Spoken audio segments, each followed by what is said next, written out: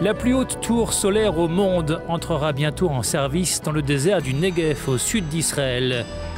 Toujours en cours de construction, elle sera à terme aussi haute qu'un immeuble de 80 étages. À son extrémité, un immense chaudron recueillera les rayons du soleil renvoyés au sol par des milliers de miroirs répartis sur une surface équivalente à 400 terrains de football. La tour sera visible à des dizaines de kilomètres à la ronde et ressemblera de loin à une immense ampoule. Notre centrale repose sur la technologie de l'énergie solaire concentrée.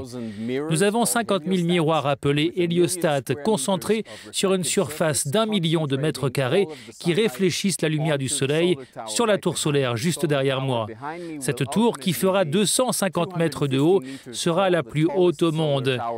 Il y aura à son extrémité une chaudière qui collectera les rayons du soleil et convertira l'eau chaude en vapeur, ce qui fera ensuite tourner une turbine comme dans une centrale électrique conventionnelle.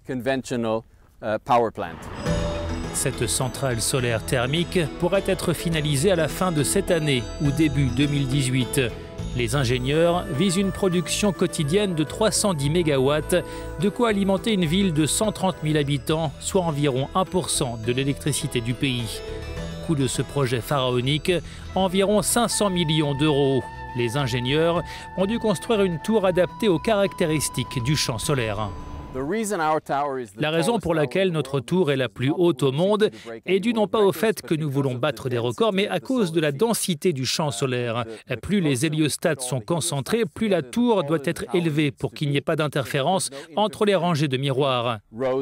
L'État d'Israël souhaitait que nous utilisions un maximum de terrain en termes d'électricité par unité de terrain, et c'est pourquoi la tour doit atteindre cette hauteur.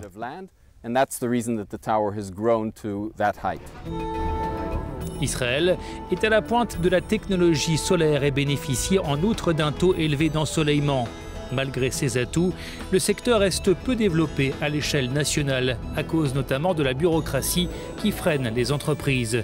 Résultat, le solaire représente aujourd'hui une infime part de la production électrique nationale, largement dominée par le gaz et le charbon. Israël est à la traîne par rapport à d'autres pays.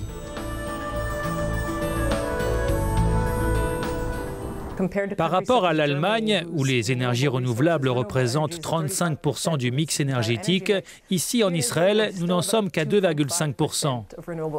Malgré les avancées de ces dernières années en matière de bureaucratie pour le secteur, le gouvernement israélien ne fait pas suffisamment pression pour atteindre ses objectifs en matière d'énergie solaire.